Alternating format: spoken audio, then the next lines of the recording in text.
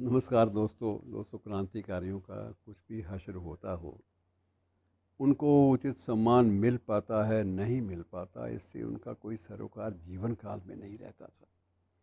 और इसका मैं आपको थोड़ा सा अब कहानियाँ तो ये इतिहास का हिस्सा बन चुकी हैं। बीके दत्त की ज़िंदगी जो है वो गाइड के रूप में काम करते हुए, या फिर एक सिगरेट कंपनी का इश्तहार बनकर सड़कों पर घूमते हुए, बीती अंतिम दिन जो विशेषकर रूप से, और कोई उसके पास चारा विकल्प नहीं था, क्योंकि उसने एक बार एक कुछ विज्ञापन निकले थे कि जो जिन्होंने भारतीय स्वाधीनता संग्राम में भाग लिया है वो चाहें तो फलां लाइसेंस के लिए अप्लाई कर सकते हैं, आवेदन दे सकते हैं। और बीके दत्त भी वहाँ चले गए, उन्होंने भी अपना आवेदन दे दिया। तो आवेदन जो है वो जब उपायुक्त के पास पहुँचा तो उसने उसे रद्द कर दिया। और आधार ये कि ये बताओ श्रीमान जी कि आपके पास प्रमाण है कि आप स्वाधीनता सेनानी हैं। बीके दत्त ने सिर पकड़ लिया कि अब इस बंदे को मैं क्या प्रमाण दूं। इतिहास के पन्नों में जगह बनाने में मेरी सारी उम्र बीत गई और ये मुझसे प्रमाण मांग रहा है। अब उसने कहा कि आप मेरा नाम भी नहीं जानते। कहता जी मैं जानता नहीं हूँ, लेकिन मैं जानता भी होता तो भी मुझे प्रमाण तो चाहिए, फाइल तो कागज़ मांगती है, कागज़ आपको देना पड़ेगा। बीके दत्त ने अपने आवेदन जो है वो उठाया, फाइल ली, बगल में दबाई और बाहर आके किसी कूड़े के ढेर पे फेंक दी।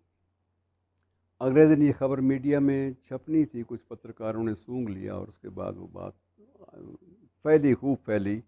और तत्कालीन राष्ट्रपति ने जब वो उसके मीडिया सचिव ने जब उनके सामने कटिंग रखी, कतरन रखी, राजेंद्र प्रसाद थे उस वक्त राष्ट्रपति, प्रथम राष्ट्रपति, तो वो हक्के बक्के रह गए और सिर पकड़ के बैठ गए। उन्होंने तत्काल अपने एडीसी को बोला कि इस उपायुक्त को अभी फ़ोन मिलवाओ मेरे से। और फ़ोन पे जो जो उन्होंने कहा, जितना कह सकते थे अपनी विद्वत्ता के अनुसार, चुनी हुई जो एक प्रकार से किसी भी भाषा की जो चुनी हुई अभद्र बातें हैं, वो उन्होंने उसको कह मारी कि तुम्हें इतनी भी शर्म नहीं आई कि तुम इतने बड़े स्वाधीनता सेनानी को स्वाधीनता सेनानी होने का प्रमाण पत्र देने के लिए कह रहे हो। तुम्हें तो इस बात के लिए, तुम्हें इस पद पर बने रहने का कोई अधिकार ही नहीं है। और मैं आज ही सरदार पटेल से लिखता हूँ कि ऐसे व्यक्ति को उन्होंने अपनी सरकार में गृह मंत्री होते हुए भी वो कैसे सहन करते हैं। बहरहाल मामले का जो भी निष्कर्ष निकला वो तो बात की कहानी है, लेकिन इनको बीके दत्त को और दुर्गा भाभी वोरा दोनों को जिस यातना भरे दिनों से गुज़रना पड़ा, ख़ासकर जीवन की अंतिम प्रहर में, वो मित्रों बड़ी अद्भुत सारी की सारी पीड़ादायी घटनाएं हैं। दुर्गा भाभी को एक मामूली प्राइमरी स्कूल में बच्चों को पढ़ाकर अपना जीवन यापन करना पड़ा अंतिम दिनों में। ये बात अलग है कि जब उन्होंने देखा कि ये वेतन भी नहीं देते ढंग से, तो उन्होंने अपना ही स्कूल बना लिया, नहीं कुछ मिलेगा वो स्वीकार। लेकिन अपमानजनक बर्ताव नहीं होने दूंगी, अपनी अपनी जो स्पिरिट है, अपनी भावना है, उस पर दाग नहीं लगने दूंगी। और ये दुर्गावती भाभी मित्रों, आप